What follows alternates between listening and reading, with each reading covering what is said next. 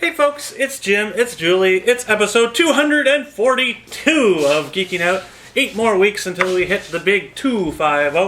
Woo! Woo!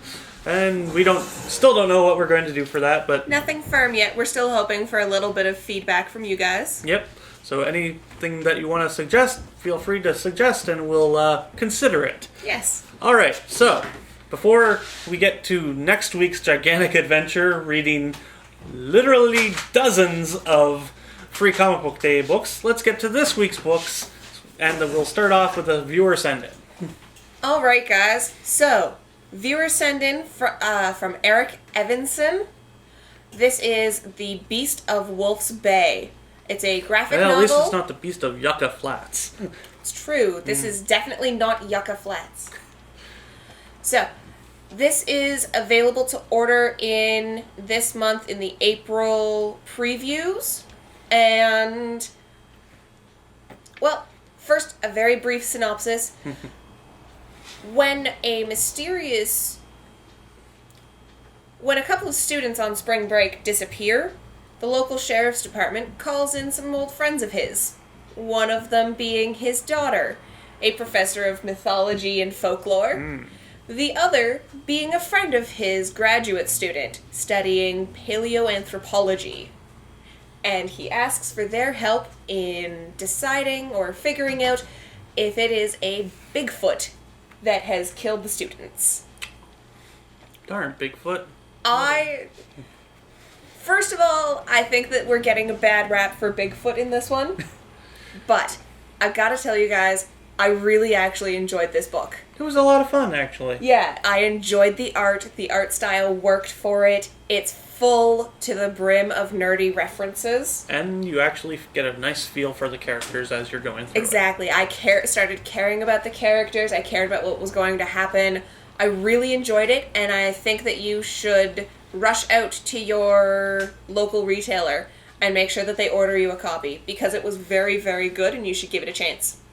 Alright, next up we have Amala's Blade, #1. And this one continues from where the Dark Horse Presents stories left off. Alright, so, in the kingdom of Namoron it's basically divided into two warring factions. The low-tech purifiers and the high-tech modifiers, whom all feared the deadly assassin, Amala. But she's been put on a suicide mission now by the Great Vizier. So now everyone's after her. Oh dear. Comic connection. Which makes it hard to do her job of assassinating people. I imagine, yeah. It could make it a little difficult. I'm trying to reach my buddy Just a Everybody's bit, looking at yep. today. But this one is actually a lot of fun, and the art style really works for it well. So if you get a chance, do check it out. It's quite a fun little read.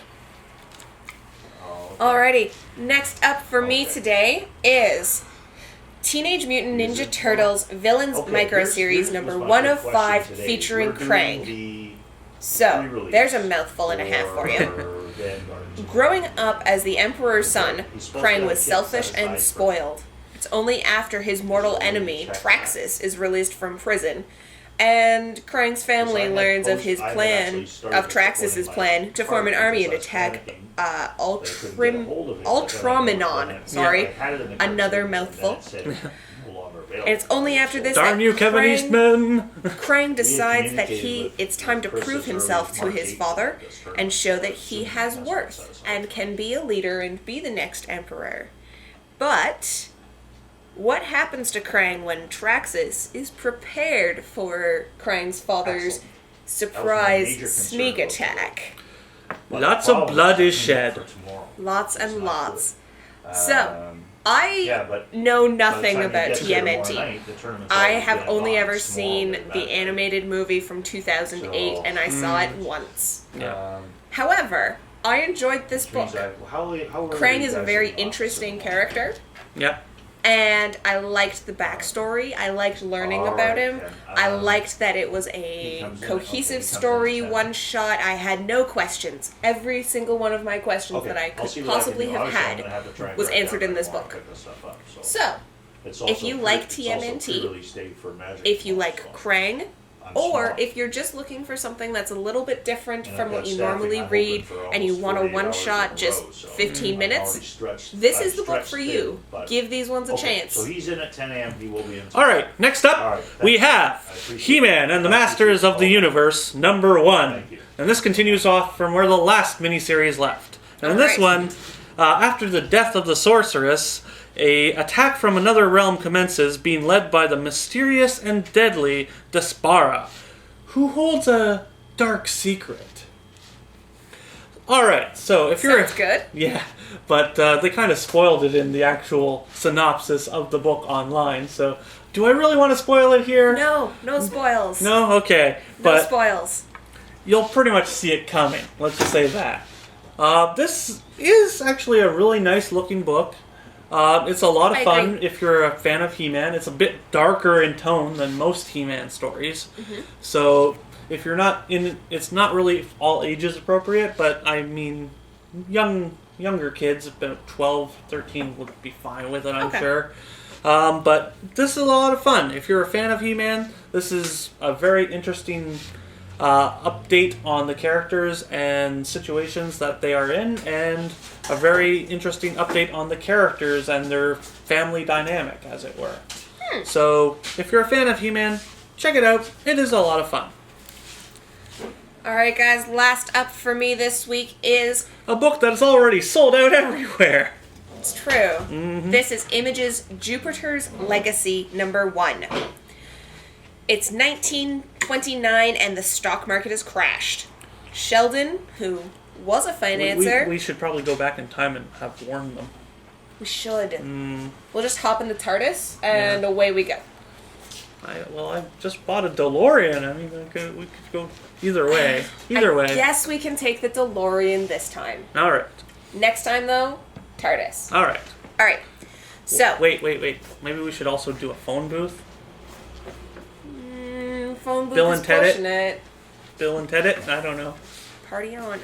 Anyways, stock market has crashed, and Sheldon can dream only of a mysterious island, giving up his Jurassic Park. his life, his family, and his fiancée.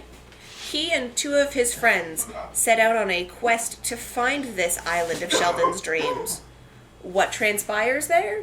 Nobody really knows. It's never spoken of. However, Sheldon and his friends come back different. Super different.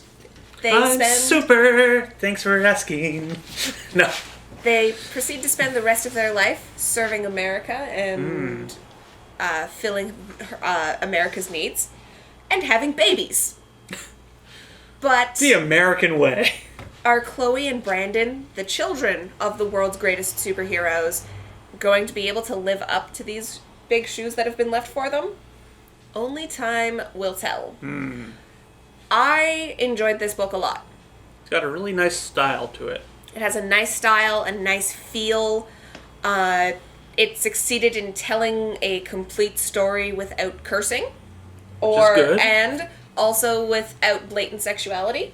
Which is good. It's still rated mature, mind It you. is still but rated mature, but it's a good book, and I didn't really see a need for the mature rating at this point. If they've rated it mature for later issues, then thank you, Image, for the forethought. Yes. Anyways, I think that you guys should check out this book, because I think that it's actually worth all of the hype that's been going on about it. So this is Jupiter's Legacy number 1. Alright, and last up this week we have Neozoic Volume 2, number 1. In this one, while the Predator Defense League oversees the rebuilding of the city, Lily and Petra gets considerably more than babysitting doing, trying to protect a caravan from the giant lizards in the wild. AKA, dinosaurs. So, alright, if you're a fan of Neozoic, it's another great continuation of the series that has been going on for a few years now. Still, great art, great story, really interesting character dynamics in this, and there's a kid who controls dinosaurs. That sounds like so much fun. I mean, if you were a kid, wouldn't you want to control a T-Rex or an Allosaur or a Velociraptor Yes. or something? Yeah! It would be the best way to get rid of bullies, by eating them. Well, maybe it's just scaring them. But, Scaring. I like scaring Yeah, far yeah. better. But anyway, this is another fun Neozoic story, and it's really starting off with a bang. Some really interesting new characters have shown up, and storyline is starting to go in a direction that I did not see it going, so always a good thing. If you're a fan of Neozoic, you gotta check this one out. It's a lot more fun. Alright, so that brings us to the close of another exciting episode. Next week, be sure to join us as we delve in to literally dozens of Free Comic Book Day books just a couple days before Free Comic Book Day. And don't forget to join us all on Free Comic Book Day right here at the Comic Connection in Hamilton, Ontario, Canada. We will see you next week. Later.